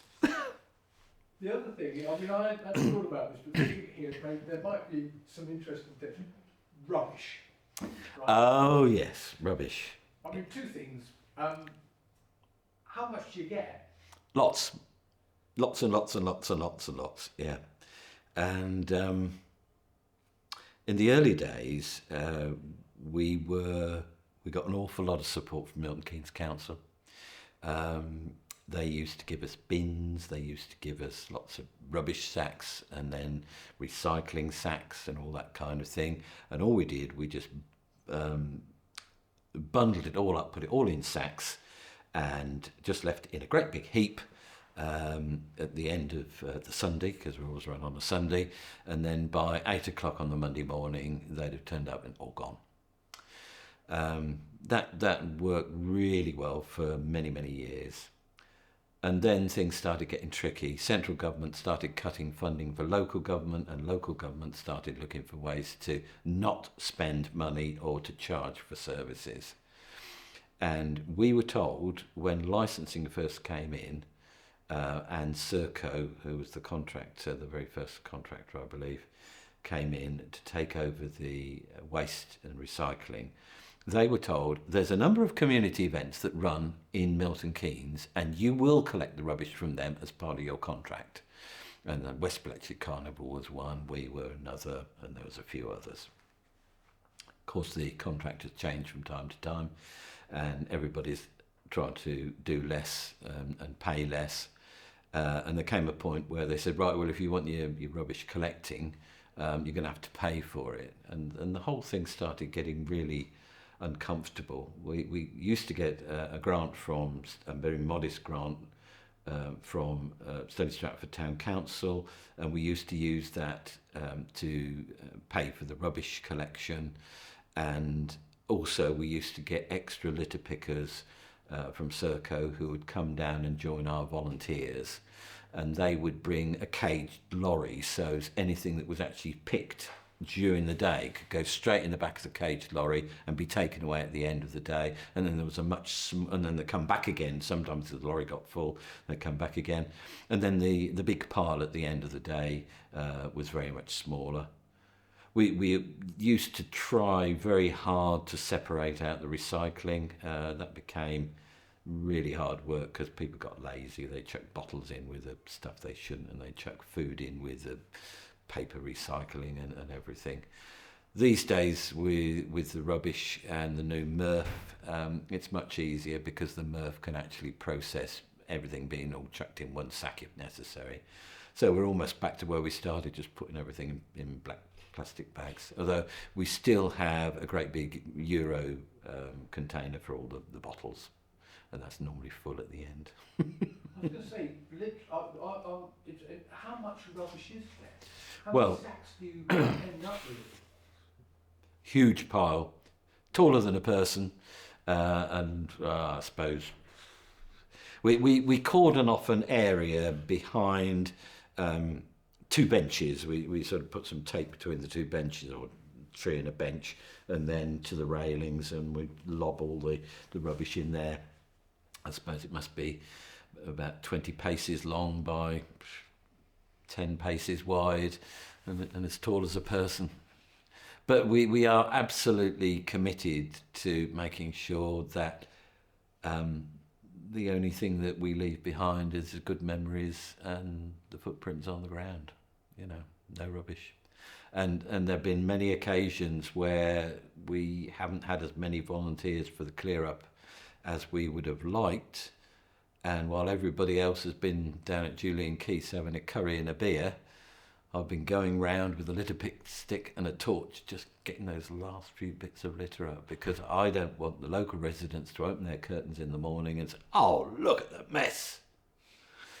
And we've had a lot of support from the town council and the people that maintain the War Memorial Gardens in taking out the spring planting before our event and then not putting the summer planting in until the week after our event, coming round, cutting the grass the week before the event so the grass is nice and short, desuckering the trees so that people can see the stage, all that kind of thing.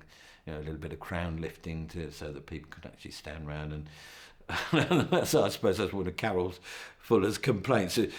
They come round and they make the green look absolutely beautiful, and then 2 days later, there you are. Yeah, but that's the whole point, Carol.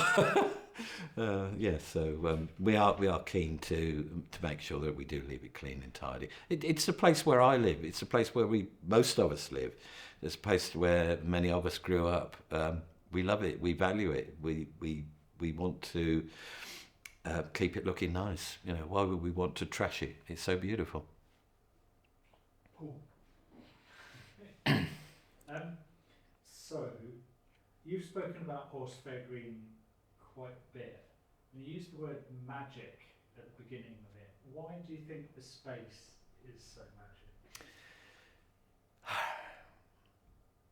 If you study the psychology of events, they talk about topophilic and topophobic. Topophobic is where it's cold, where it's damp, where you're frightened, where there's nowhere to sit. It's boring and you really want to get away from it as quickly as possible. Topophilic, on the other hand, is a bit like sitting in your favourite pub with your favourite friends, some nice food to eat, great beer, roaring fire, chatting, laughing, comfortable chairs, sofa. You don't want to leave. So instinctively, event organisers are trying to decrease the topophobic stuff and increase the topophilic stuff, because that's what makes people want to stay. That's what makes people want to enjoy the event. And that's what, if you manage to create the right environment, again, it's like a yeast. It will come alive. So with Horsefair Green, you've already got a really nice environment. We've got some nice grass. These days we stop the traffic, so there's no traffic going backwards and forwards. We remove some of the bits of railings. We have rows of stalls. We have a stage over here. We've got a bar over there. There's a children's area in the War Memorial.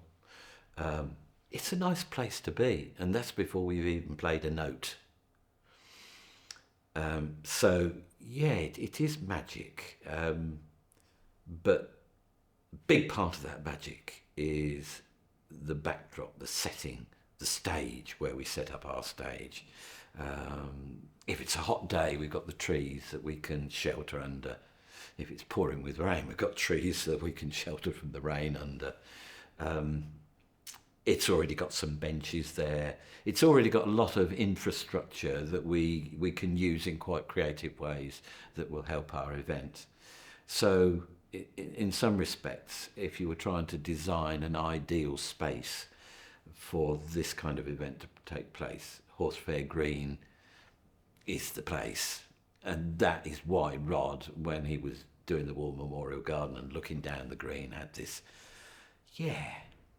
we could bring the travelling Brigadier Fosdyke's travelling show to Horsefair Green. It would be a good place. And you're absolutely right. It's about how you feel about the space. It's about feeling. A successful event is about atmosphere. Atmosphere never shows on a balance sheet. You know, you look at the balance sheet of what you brought in, how much it costs, and all the people that perform and all that kind of thing. Atmosphere never figures in the same way as volunteer time is never put on a balance sheet, or very rarely put on a balance sheet. But those ingredients of people coming together and creating a brilliant atmosphere, and everybody, you know, it's like the ultimate party, really, an outdoor party in a wonderful space. It's a big, well, I was going to say back garden, but it's actually a big front garden, and we all come together and we all have a lovely time. And yeah, there is a magic to it, a magic. Do you know any history about Horsefair Green past when you started using it? Does it have any... What was it for? Do you know? Well, originally it was a horse fair. The only photos I've seen that go way back show cattle markets and horse fairs on the market square. I've never seen any kind of picture or painting of anything happening on Horsefair Green.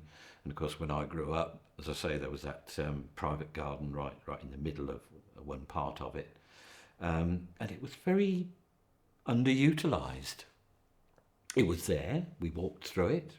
We enjoyed the open space, but it was very rarely used. And then the town fair came along, and that was set up on Horsefair Green, and we started to do that, and that happened once a year. And then we came along with Folk on the Green, and then all of a sudden everybody started saying, "Oh, perhaps we ought to do an event on Folk on." Oh, perhaps we, and everybody said, "Whoa, hang on a minute. Let's not go mad on this thing." So, what it's boiled down to is that, apart from the occasional thing, like I think occasionally we've had a peripatetic Shakespeare performance on Horsefair Green, and one or two other things that come and go. The only regular things that happen on Horsefair Green now are Folk on the Green, the Remembrance service on Remembrance Sunday, and over the last few years, the community church coming out at Easter and having their Easter service out on the Green. It is a lovely space, but we don't want to overuse it. We don't want to kill it. We don't want to, don't want to spoil the magic. Okay, thank you. I've got one more question. Go on. Yeah. Looking back over those 50 years, what are you personally proudest of? That we've kept it going, I think. We've had loads of different people on the committee. They've come and they've gone. We've had some really great committees. We've had some committees where we haven't had enough and it's almost all fallen apart. And then you get a really great committee together when Malcolm Jones was on the committee and was our MC and our artistic director. And then devastatingly, he died 2 weeks before the event. But we managed to keep it going through all the ups and downs. Didn't matter whether it was a financial concern or not having enough volunteers concern, or not being able to find enough bands to play type concern, or not being able to deal with the clearing up at the end concern. We've managed to keep it going. And when lockdown came along and we did the virtual one, and then we didn't do one the following year, it made us all think, we need to do something to make sure that this continuing success does continue. So at that point, I decided to step down as chair, and they very kindly made me president. And I handed over the chairship to Julie, who was been vice chair for a number of years. And now I have very little to do in the administration and the preparation work.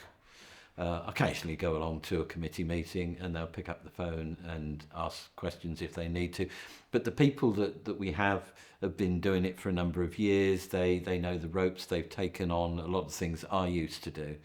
And you have to do that. You have to sort of create a vacuum before it gets filled.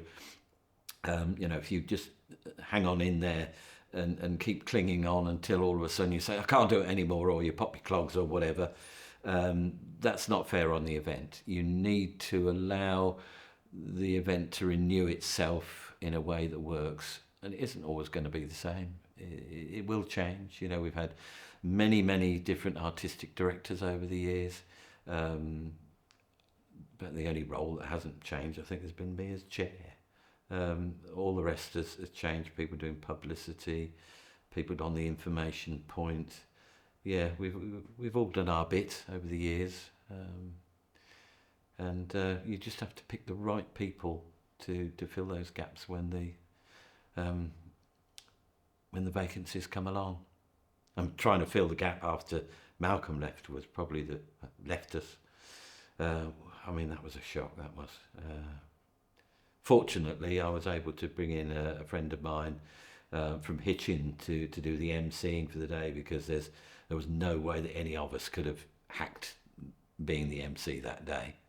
And then we decided that Malcolm such a hard act to follow in terms of being an MC, that we wouldn't rely exclusively on one MC. We'd go back to the way that we used to do it and have a number of MCs. So as president, I will stand up and I will introduce us to get things started, and I will introduce the first act, maybe the second act, and then somebody else will take over, and then somebody else. Castrix stepped up to the plate and does quite a lot now, but we've had Danny, she's come along and done quite a lot. Yeah, it's important to keep, don't make it exclusive, make it inclusive. Keep the door open, keep people coming in. I think it's really quite interesting, you know, I would be, wouldn't I, be interested in the community development thing. What strikes me is that the early organisers were, in a sense, always looking for an opportunity to have a chance to play in public. Oh, absolutely. But enlightened, self-interested, the yeah. chairman now is not a musician. Yeah. She's in it because of what it does to the community. Yes, yeah. And those of us that have been involved with it for any length of time realise it's far more than just a music event. Far more. People value it so much. It's such a special event for them, in the same way as the Christmas lights and the lantern procession is. It's almost as though they need it to happen. And when we came back after lockdown, oh great, you know, Folk on the Green's back. Yeah, they say it's magic, and you just got to keep the magic going. Wow, Bob. I knew it was going to be good, but I didn't know it was going to be this good. Well, the only thing I haven't mentioned, which I think is really important in terms of keeping it going, we had a few years where the committee was very small and we had a very small number of volunteers. Getting people to turn up in the morning and set the thing up, not too bad. Getting them to come back at night and pack it away, very difficult. And there were a couple of years where there was just 4 of us packing a whole lot away. Dreadful. Then we hit on this idea. What do we do at the end of Folk on the Green? We go and grab a takeaway and we grab a pint. And Keith and Julie said, oh, we've got this great big garage. Never mind double garage. Keith likes repairing cars, so he's got a quadruple garage.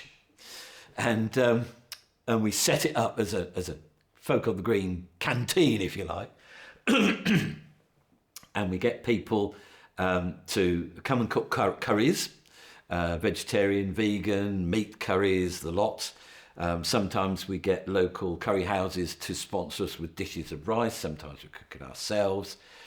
And then there's an incentive at the end of the day when everybody's tired because we've been on the go since 7 o'clock in the morning. Come on, let's get this done. Let's get these lorries loaded. Let's get these vans loaded. Let's get this litter picked. And then we can go down to Julie and Keith and we can have our curry and our pint. And by tradition, I'm always the last person to go in. Always. Make sure. So everybody else is going in. They've all got their curries and the atmosphere is just brilliant. It's this community development. You know, everybody's sitting around, laughing, joking, saying about funny things that happened and all that kind of thing. And I come in and there's a big cheer. And then I make this announcement. Ladies and gentlemen, the whatever Folk on the Green, 51st Folk on the Green is now officially over. They all cheer. And then they make sure that they haven't nicked all the curry before I get some, and then we all sit down. But that again is part of the community development thing, bringing those people who've helped to put it up back again, and bringing them not only back again at the end of the day, but bringing them back the next year and the year after and the year after. Because not only do they bring their energy and their time, they bring their knowledge and their skills. And if somebody knows how to put the stage up and they can just get on with it, I can do something else.